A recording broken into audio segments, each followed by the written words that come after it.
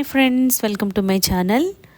Railway శాఖ నుండి మనకు ఒక భారీ నోటిఫికేషన్ వచ్చిందండి. అది కూడా ఏంటంటే ఏఎల్పి పోస్టులు. నెంబర్ ఆఫ్ పోస్టులు వచ్చేసి 5696 అండి. అంటే చాలా పోస్టులు ఉన్నాయి. అండ్ మీకు దీనికి ఎటువంటి ఎక్స్పీరియన్స్ కూడా అవసరం లేదు, ఇంటర్వ్యూ కూడా ఏమీ లేదండి. ఓన్లీ ఎగ్జామ్ కండక్ట్ చేస్తారు. ఆ ఎగ్జామ్ కూడా మన సొంత రాష్ట్రంలో రాసే అవకాశం కూడా ఉంది. కాబట్టి ఈ డీటెయిల్స్ అన్నీ కూడా క్లియర్గా డైరెక్ట్ వెబ్సైట్కి వెళ్ళి చూద్దాము. సో ఈ వీడియో ఎక్కడ మిస్ కాకుండా లాస్ట్ వరకు చూడండి ఫ్రెండ్స్. దీనికోసం మనం వెళ్ళాల్సిన వెబ్సైట్ ఏంటి అంటే rrbcdg.gov.in. ఈ వెబ్సైట్కి వెళ్ళాలండి. Railway recruitment board Chandigarh open అవుతుంది. ఇక్కడ మనకి ఇది సెంట్రలైజ్డ్ నోటిఫికేషన్ కాబట్టి ఏ స్టేట్ వాళ్ళదైనా కూడా అందరివి కూడా ఇక్కడ కనిపిస్తాయి. ఇక్కడ చూడండి, government of India, ministry of railways, railway recruitment boards detailed centralised employment notice అన్నారు. ఇక్కడ క్లిక్ చేయాలి. సో మనకి సెంట్రలైజ్డ్ నోటిఫికేషన్ అంటే ఓవరాల్గా అందరివి కూడా ఇక్కడ వస్తుంది అనమాట. నోటిఫికేషన్ ఈ విధంగా ఓపెన్ అవుతుందండి. నోటిఫికేషన్ ఈ విధంగా ఓపెన్ అయిందండి. ఇదేంటంటే మనకి సెంట్రలైజ్డ్ ఎంప్లాయ్మెంట్ నోటిఫికేషన్ రిలీజ్ చేశారు. అంటే మనకి రైల్వేస్లోనే ఓవరాల్గా ఇండియన్ రైల్వేస్లో ఉందన్నమాట రిక్రూట్మెంట్. అన్ని స్టేట్ల వైజ్గా ఉంది కాబట్టి వీళ్ళు సెంట్రలైజ్డ్ ఎంప్లాయ్మెంట్ అని చెప్పారనమాట. కంబైన్డ్గా ఇచ్చేసారనమాట అన్నీ కూడా. Recruitment of assistant loco pilot ALP అనమాట. దీనికి నోటిఫికేషన్ రిలీజ్ చేశారండి. ఇంపార్టెంట్ డేట్స్ ఇచ్చారు, చూద్దాము. ఓపెనింగ్ డేట్ ఆఫ్ అప్లికేషన్ వచ్చేసి 21/1/2024 అంటే జనవరి 20 నుంచి స్టార్ట్ అయింది. క్లోజింగ్ డేట్ వచ్చి ఫిబ్రవరి 19 వరకు, అంటే 1 మంత్ టైం ఇచ్చారు ఫ్రెండ్స్. సో మీరు 19 ఫిబ్రవరిలోపు అప్లై చేసుకోవాలన్నమాట. ఇది ఓన్లీ ఆన్లైన్లోనే అప్లై చేసుకోవాలండి. ఆన్లైన్లో మాత్రమే అప్లై చేసుకోవాలి. అండ్ ఇది పోస్ట్ నేమ్ ఏంటంటే అసిస్టెంట్ లోకో పైలట్ ఏఎల్పి అంటారు షార్ట్కట్లో. పే స్కేల్ ఎలా ఉంటుందంటే లెవెల్ 2 ప్రకారం ఇనీషియల్ పే వచ్చి మీకు 19,900 బేసిక్ ఉంటుంది. ఇది కాకుండా మీకు అలవెన్సెస్ అన్నీ కూడా యాడ్ అవుతాయి. అప్రాక్సిమేట్లీ మీకు 35,000 to 40,000 వరకు పర్ మంత్ అయితే వస్తుందన్నమాట. ఏజ్ ఎంత ఉండాలి అంటే 18, మినిమం 18 years, మ్యాక్సిమం 30 years వరకు ఉండాలి. అది కూడా జూలై 2024, 1st July 2024 వరకు మీకు 30 years అబోవ్ అయితే ఉండకూడదు. టోటల్ నెంబర్ ఆఫ్ వేకెన్సీస్ వచ్చి 5,696 అండి. అంటే చాలా పెద్ద నోటిఫికేషన్ అని చెప్పాలి. సో ఛాన్స్ మిస్ చేసుకోకండి ఫ్రెండ్స్.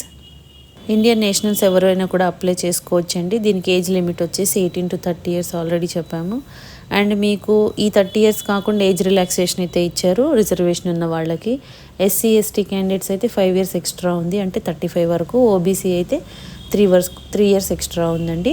ఈ విధంగా అయితే ఇచ్చారండి. అందరూ కూడా దేనికి రిలేటెడో వాళ్ళందరూ కూడా చూసుకోండి friends.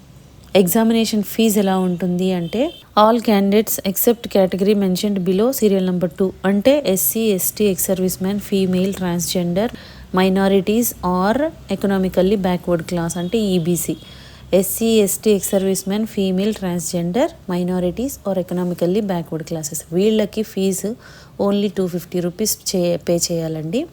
And remaining candidates, unreserved candidates ఎవరైతే ఉన్నారో వాళ్ళందరూ కూడా 500 పే చేయాలి.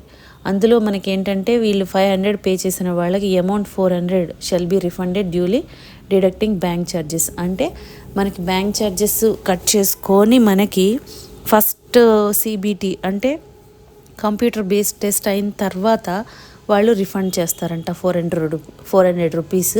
అది కూడా బ్యాంక్ ఛార్జెస్ కట్ చేసుకొని మనకి రిఫండ్ చేస్తారు. అదేవిధంగా SC ST వాళ్ళకి 250 పే చేస్తాం కదా, దానిలోంచి వాళ్ళు ఫీ మొత్తం కూడా మనకి రిఫండ్ చేస్తారు. ఓన్లీ బ్యాంక్ ఛార్జెస్ వాళ్ళు తీసుకొని. సో మనకి ఫీ అయితే మనం పే చేసినా కూడా మనకి బ్యాక్ వచ్చేస్తుందండి, ప్రాబ్లం లేదు. రిక్రూట్మెంట్ ప్రాసెస్ ఎలా ఉంటుందో ఇచ్చారు ఫ్రెండ్స్ క్లియర్గా. Candidates can apply only 1 RRB అంటే ఒక అప్లికేషన్ అప్లై చేసుకోవాలి. అది కూడా ఓన్లీ ఆన్లైన్లో మాత్రమే అప్లై చేయాలండి. దీనికి ప్రాసెస్ ఎలా ఉంటుందంటే ఫస్ట్ స్టేజ్ CBT అంటే కంప్యూటర్ బేస్డ్ టెస్ట్ ఒకటి ఉంటుంది. సెకండ్ స్టేజ్ అంటే ఇది స్క్రీనింగ్ అయిపోయిన తర్వాత సెకండ్ కంప్యూటర్ బేస్డ్ టెస్ట్ 2 ఉంటుందన్నమాట. ఇది అయిన తర్వాత computer based aptitude test conduct చేస్తారు. ఈ 3 ఇది క్వాలిఫై అయిపోయిన తర్వాత మీకు డాక్యుమెంట్ వెరిఫికేషన్ ఉంటుంది. నెక్స్ట్ మెడికల్ టెస్ట్ ఒకటి కండక్ట్ చేస్తారు. ఇవన్నీ అయిన తర్వాత మీకు మెరిట్ లిస్ట్ అయితే తీస్తారండి, వాళ్ళకి జాబ్ ఇస్తారనమాట. ఫస్ట్ స్టేజ్లో మీకు CBT 1 ఏంటంటే only screening exam for short listing eligible candidates for CBT అంటున్నారు. అంటే ఇందులో స్క్రీన్ చేసి CBTకి కాల్ చేస్తారనమాట. ఆ CBT 1 అనేది ఎలా ఉంటుందంటే డ్యూరేషన్ 60 minutes ఇస్తారు. నెంబర్ ఆఫ్ క్వశ్చన్స్ 75 ఉంటాయి. మ్యాక్సిమం మార్క్స్ 75 అంటే ఈచ్ క్వశ్చన్కి 1 మార్క్ ఉంటుంది. నెగిటివ్ మార్కింగ్ ఉందండి.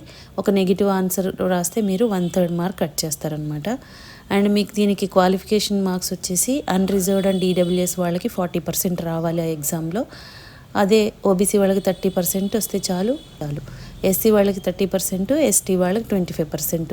ఇది మినిమం క్వాలిఫైయింగ్ మార్క్ అయితే రావాలన్నమాట ఈ టెస్ట్లో, అప్పుడు క్వాలిఫై అవుతారు.